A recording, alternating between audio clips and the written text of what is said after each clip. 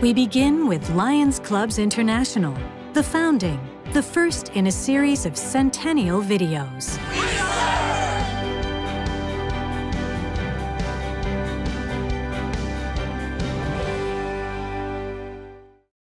1917, a pivotal year in history, a time of immense social and political change. Most of Europe was engaged in World War I, which the U.S. entered that year. In the U.S., cheap labor and the development of the assembly line had led to rapid industrial growth, which in turn brought many social problems. Child labor, crowded tenement districts, high mortality rates, and rapidly spreading diseases were common. Chicago, Illinois, was a center of transportation, architecture, manufacturing, and commerce. It was a magnet for immigrants seeking work. Reformers in Chicago, including Jane Addams, the founder of Hull House, called for improved social conditions in their communities and the country. Among those looking for ways to help others was Melvin Jones, a successful insurance man. He was secretary of the Business Circle of Chicago, a lunch club established in part to help its members grow their businesses. However, Jones had a different goal in mind. I am finding out that you do not get very far until you start doing things for others.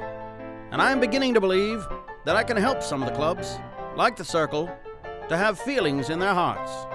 Jones's words struck a chord with his club, and the Circle gave Jones permission to invite similar groups across the country to a meeting to discuss forming a new kind of club. We are now seeking to make our organization international, and write to inquire if you would affiliate with us, and at some future date, we can adopt bylaws and a name that will be suited to all. June 7th, 1917. The first meeting was held at the Hotel LaSalle in Chicago. The Chicago Business Circle and several other groups attended. Dr. William Woods led a delegation called Lions Clubs to the meeting. This group had been registered in Indiana since 1916 and had clubs in a number of other states. Melvin opened the meeting and shared his vision for the new club. The attendees were receptive. Dr. Woods suggested the groups adopt the name Lions and pay dues of $1 per member semi-annually. Melvin and the others seized the opportunity to merge the existing clubs into a new, bigger, stronger organization, and the lion was the perfect symbol. Immediately, Melvin began a letter-writing campaign to attract additional clubs into this new organization, more focused on serving others. In August, Melvin and the members of the Chicago Business Circle formed the Lions Club of Chicago, now the Chicago Central Lions Club. October 8th, 1917. The first convention of the International Association of Lions Clubs opened in Dallas, Texas, in the Adolphus Hotel. Delegates from 22 Lions Clubs in 9 states voted to keep the name Lions and adopted the logo of a lion holding in its mouth a club inscribed International. They also approved a principle that has guided Lions Clubs ever since. No club shall hold out as one of its objects the financial gain of its members. Dr. William Woods was elected president. Melvin Jones was named secretary-treasurer and authorized to establish a headquarters in Chicago. At the end of the Dallas convention, the new International Association of Lions Clubs had 800 members and $72 in the bank. November 1918. The first edition of the Lions Club magazine was published.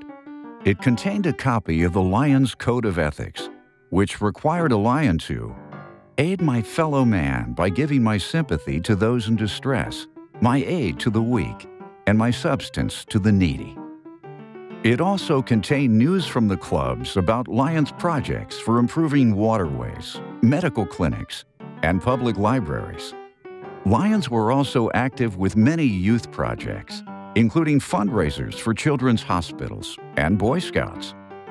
Having fun while helping others was part of Lions from the beginning.